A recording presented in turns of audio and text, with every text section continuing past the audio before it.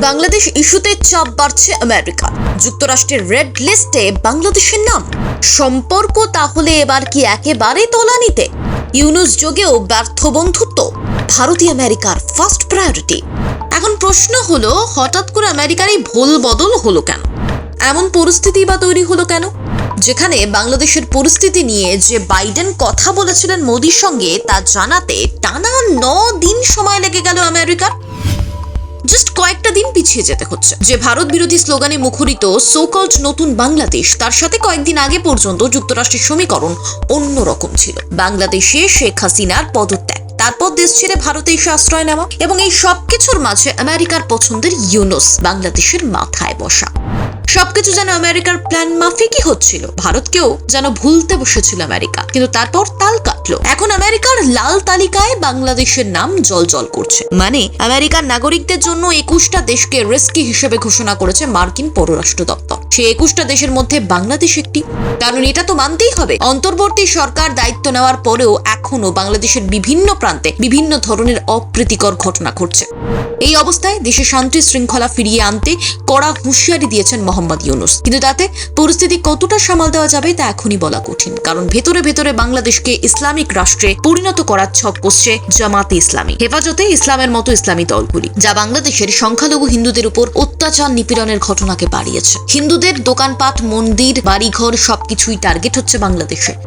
প্রধান উপদেষ্টা নবলজয়ী অর্থনীতি মোহাম্মদ ইউনুসের নেতৃত্বাধীন অন্তর্বর্তী সরকার ধর্মনিরপেক্ষ রাষ্ট্র গড়ার ডাক দিলেও সেটা শেষ পর্যন্ত কতটা সফল হবে তা বলা যাচ্ছে না। আর এই পরিস্থিতিতে বাংলাদেশের হিন্দুদের নিরাপত্তা নিয়ে ভারতের উদ্বেগ, টেনশন বাড়লেও আমেরিকা কিন্তু এতদিন স্পিকটি নট নীতি নিয়েছিল। তাতে আমেরিকার উপর চাপ বেড়েছিল, বই কমেনি।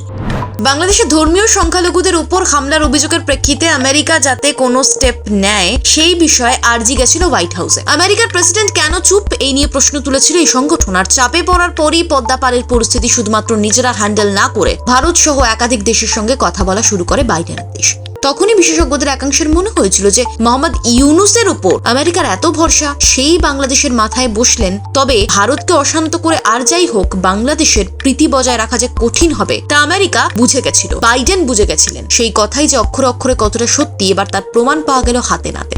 26 আগস্ট বাইডেনের সঙ্গে ফোনে কথা বলার পর মোদি এক্স পোস্টে লিখেছিলেন, বাইডেনের সঙ্গে ফোনে কথা হয়েছে, ইউক্রেনের পরিস্থিতি সহ বিভিন্ন আঞ্চলিক এবং আন্তর্জাতিক বিষয়ে বিশদ মত বিনিময় হয়েছে। বাংলাদেশের পরিস্থিতি নিয়েও আলোচনা হয়েছে। দ্রুত স্বাভাবিক পরিস্থিতি পুনরুদ্ধারের প্রয়োজনীয়তার উপর গুরুত্ব দিয়েছি, জোর দিয়েছি বাংলাদেশের সংখ্যালঘুদের, বিশেষ করে হিন্দুদের নিরাপত্তা নিশ্চিত করার উপরে।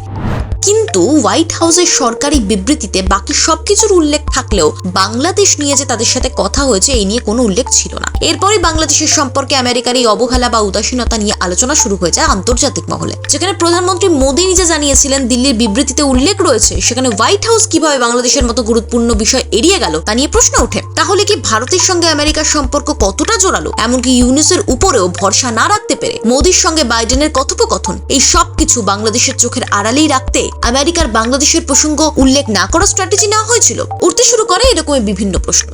এর প্রায় 1 সপ্তাহ পর বাংলাদেশ ইস্যুতে মোদি বাইডেন ফোনালাপ নিয়ে মুখ খুলল আমেরিকা। হোয়াইট হাউস জানালো, মার্কিন প্রেসিডেন্ট বাইডেন বাংলাদেশের জনগণের নিরাপত্তা নিয়ে খুবই উদ্বিগ্ন। ভবিষ্যতে সে দেশে গণতন্ত্র প্রতিষ্ঠা হওয়ার ক্ষেত্রেও তিনি উদ্বেগ প্রকাশ করেছেন। তার এই চিন্তা আগামী দিনে অব্যাহত থাকবে। এই বিষয়টি নিয়ে ভারতের প্রধানমন্ত্রী নরেন্দ্র মোদীর সঙ্গে ফোনে কথা বলেছেন প্রেসিডেন্ট বাইডেন। দুজনে এ নিয়ে নিজেদের মধ্যে মত বিনিময় করেছেন। কিন্তু বাংলাদেশকে নিয়ে আমেরিকার উদ্বেগের কথা জানাতে এতটা সময় লাগলো কেন?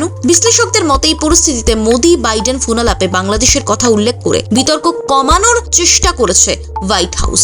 নিজেদের কীর্তি ধামাচাপা দেওয়ার চেষ্টা করেছে আমেরিকা। এখন দেখার ভারত বাংলাদেশের শান্তি শৃঙ্খলা ফিরিয়ে আনতে ভারত এবং আমেরিকা যৌথভাবে কি ডিসিশন নেয় বা ভবিষ্যতে কোন পথে যায়, এই 3 দেশের সম্পর্কের সমীকরণ। Bureau report.